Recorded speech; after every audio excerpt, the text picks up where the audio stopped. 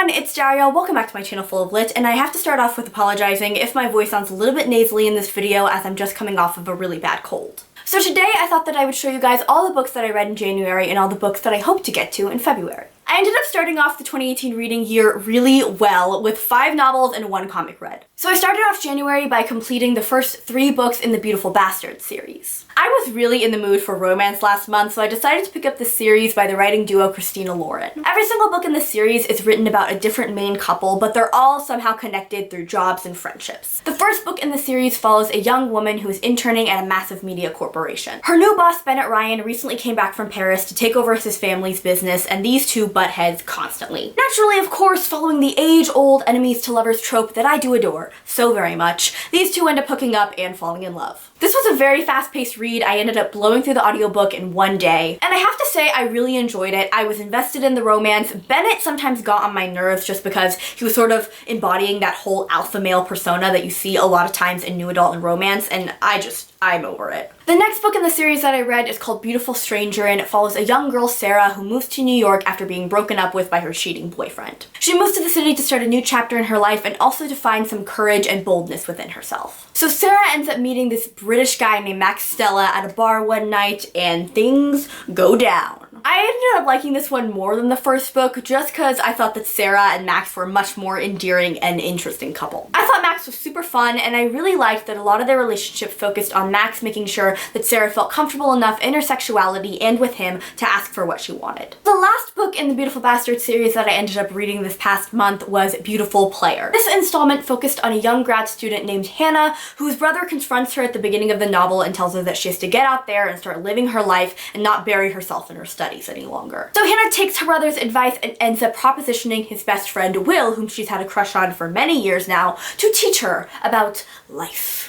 Along the way, of course, they start having feelings for one another and end up in a relationship. I'm gonna be honest with you, I don't really remember much of what happened in this book. It was all a blur and I read it in one sitting, and I, for the life of me, don't know what happened. But I must have enjoyed it a little bit because I gave it 3 stars. The next thing I picked up in January was Saga Volume 8. I've never really been a comic book fan. It was never my thing growing up, but everyone kept telling me how amazing this series was. They kept telling me to pick it up, that it had great storytelling, beautiful artwork, and that even though I wasn't a comic book fan, I was still gonna love it. And of course, I didn't believe them, but now, I'm a believer. For those of you who haven't heard of the Saga series, it takes place in a universe in which a moon and its planet are in the midst of an intergalactic civil war. Every single other planet in this galaxy has been roped into the warfare, and there's constantly alliances being made and broken. The main storyline focuses on 2 soldiers, one from the moon and one from the planet, who fall in love and have a child together. There are a lot of subplots going on in this story, and a lot of new characters are introduced pretty much every single volume. It's such an amazingly detailed and rich story with so many fascinating settings and characters that are incredibly diverse.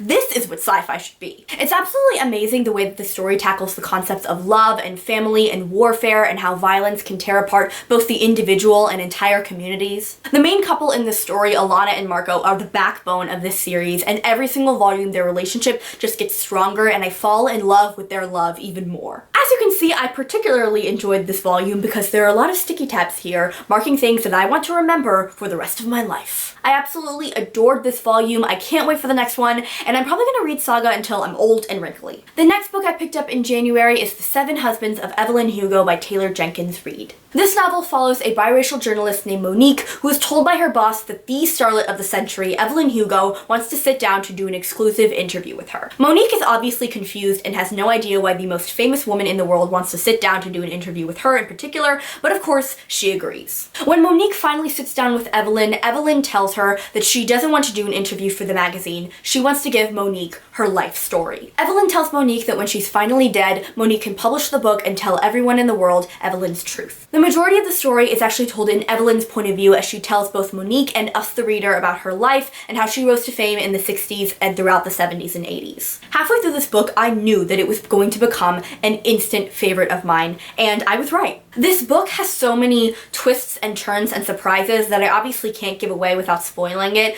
but it was one of the most profound books that I've read in a long time. I plan on doing a full-length review of this book, so I'm reading it through for a second time to get details that I missed the first read through, so expect that very soon and expect me to gush a lot. So the final book I got to in the month of January was Easy by Tamara Weber. I was very nervous going into this book because I know it's marketed as a romance, but a main part of the storyline focuses on a young woman's near assault and the aftermath of it. However, I was pleasantly surprised at how much I enjoyed this book. Easy tells the story of a college student, Jacqueline, who one night at a party is nearly assaulted by a popular guy on campus. She ends up being saved by a guy named Lucas, who she later realizes is actually in her economics class. She ends up seeing Lucas pretty much everywhere she goes now, and there's this really intense attraction between the two of them. At the same time, Jacqueline is dealing with the fact that her boyfriend of 3 years broke up with her just to pursue other women, and she's also obviously reeling from the almost assault. What I really appreciated about this book is that it didn't just brush the assault under the rug or use it as a plot device to further the romance. When Jacqueline ends up telling her friends what happened, they don't slut shame her, they believe her, they even take her to a self-defense class and tell her that whatever she wants, they'll help her with. There's a really important storyline that occurs at the end of this novel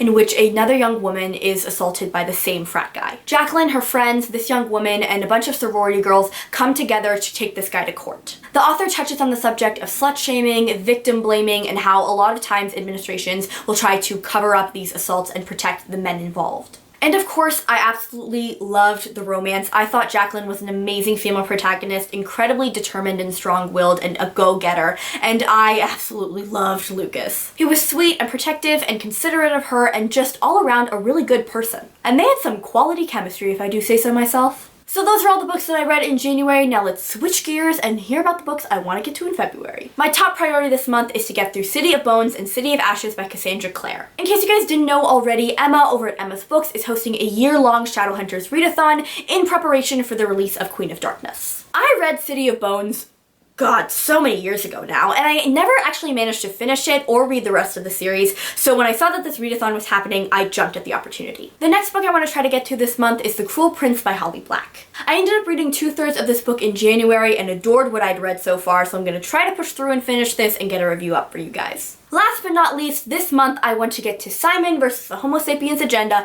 by Becky Albertalli. I talked about this book in my most recent Top 5 Wednesday video, so go check that out if you'd like, but I just really can't believe I haven't read this book. It's ridiculous. I really want to get to it this month because the movie is coming out very soon, and I really want to have the book done before I go into the theater. Also, ever since the trailer came out for Love, Simon, I have been listening to Surrender by Walk the Moon on repeat. It's an amazing song. Go listen to it if you haven't. So that's it for me today, guys. I hope you enjoyed this video. If you did, like, subscribe, comment down below, let me know what you read in January, and I'll see you guys next time. Bye!